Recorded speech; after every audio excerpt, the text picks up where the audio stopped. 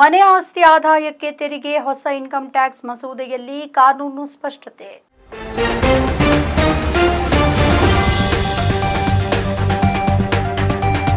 ಕೇಂದ್ರ ಸರ್ಕಾರ ವಿವಿಧ ತಿದ್ದುಪಡಿ ಮತ್ತು ಸಲಹೆಗಳನ್ನು ಸೇರಿಸಿ ರೂಪಿಸಿ ಮಂಡಿಸಲಾಗಿರುವಂತಹ ಹೊಸ ಆದಾಯ ತೆರಿಗೆ ಮಸೂದೆಗೆ ಲೋಕಸಭೆಯಲ್ಲಿ ಅನುಮೋದನೆ ಸಿಕ್ಕಿದೆ.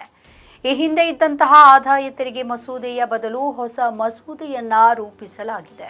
1961ರ ಆದಾಯ ತೆರಿಗೆ ಕಾಯ್ದೆಯ ಬದಲು ಇದು ಜಾರಿಗೆ ಬರುತ್ತೆ. ಹೊಸ ಮಸೂದೆಯಲ್ಲಿ ಕ್ಲಿಷ್ಟಕರವಾದಂತಹ ಕಾನೂನು ಪರಿಭಾಷೆಯನ್ನ ಸರಳಗೊಳಿಸಲಾಗಿದೆ. ಅನವಶ್ಯಕ ಕಾನೂನುಗಳನ್ನು ನಿವಾರಿಸಲಾಗಿದೆ.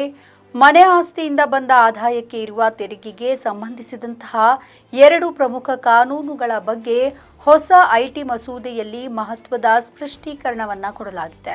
ವಾಸಸ್ಥಳ ಆಸ್ತಿಯ ವಾರ್ಷಿಕ ಮೌಲ್ಯದಿಂದ 30% ಇರುವ ಸ್ಟ್ಯಾಂಡರ್ಡ್ ಡಿಡಕ್ಷನ್ ಸಂಬಂಧದ ಒಂದು ಕಾನೂನು. ಹಾಗೆಯೇ ಮನೆ ನಿರ್ಮಾಣಕ್ಕೆ ತೆಗೆದುಕೊಳ್ಳಲಾದಂತಹ ಹೋಮ್ ಲೋನ್ನಲ್ಲಿ ನಿರ್ಮಾಣ ಪೂರ್ವದ ಬಡ್ಡಿಗೆ ಟ್ಯಾಕ್ಸ್ಗೆ ಡಿಡಕ್ಷನ್ಗೆ ಲಭ್ಯತೆ ಮತ್ತೊಂದು ಕಾನೂನು ಬಗ್ಗೆ ಹೊಸ ಮಸೂದೆಯನ್ನ ವಿವರಣೆ ಕೊಡಲಾಗಿದೆ. ಹಾಗಾದರೆ ಮನೆ ಆಸ್ತಿ ಆದಾಯಕ್ಕೆ 30% ಡಿಡಕ್ಷನ್ ಹೇಗೆ? ಹೊಸ ಆದಾಯ ತೆರಿಗೆ ಮಸೂದೆಯಲ್ಲಿ 22ನೇ ಭಾಗದ 1A ನಲ್ಲಿ ಈ ಬಗ್ಗೆ ಸ್ಪಷ್ಟತೆಯನ್ನು ಕೊಡಲಾಗಿದೆ. ಮನೆ ಆಸ್ತಿಯಿಂದ ಬರುವಂತಹ ವಾರ್ಷಿಕ ಆದಾಯಕ್ಕೆ ಪ್ರಾಪರ್ಟಿ ಟ್ಯಾಕ್ಸ್ ಮೊತ್ತವನ್ನು ಕಡಿಮೆ ಮಾಡಿದ ಬಳಿಕ ಉಳಿಯುವಂತಹ ವಾರ್ಷಿಕ ಮೌಲ್ಯದ ಹಣಕ್ಕೆ 30% ಡಿಡಕ್ಷನ್ ಅನ್ನು ಪಡೆಯಬಹುದು ಅಂತ ತಿಳಿಸಲಾಗಿದೆ. ಇನ್ನು ಡಿಡಕ್ಷನ್ ಹೇಗಿರುತ್ತೆ?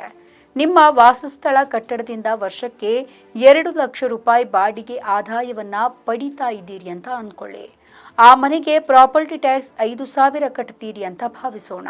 ಈಗ ನಿಮ್ಮ ಬಾಡಿಗೆ ಆದಾಯ ಮೌಲ್ಯ 1,95,000 ಆಗುತ್ತೆ. ಇದಕ್ಕೆ 30% ಸ್ಟ್ಯಾಂಡರ್ಡ್ ಡಿಡಕ್ಷನ್ ಲಭ್ಯ ಇರುತ್ತೆ.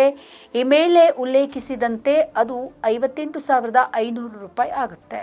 ಮನೆಯ ಮೇಂಟೆನೆನ್ಸ್ ಇತ್ಯಾದಿ ವೆಚ್ಚಕ್ಕೆ ಈ ಡಿಡಕ್ಷನ್ ನೀಡಲಾಗುತ್ತೆ. ಅಂದರೆ 1,95,000 ಮೈನಸ್ 58,500 ರೂಪಾಯಿ ಅಂದರೆ 1,36,500 ರೂಪಾಯಿ ಆಗುತ್ತೆ.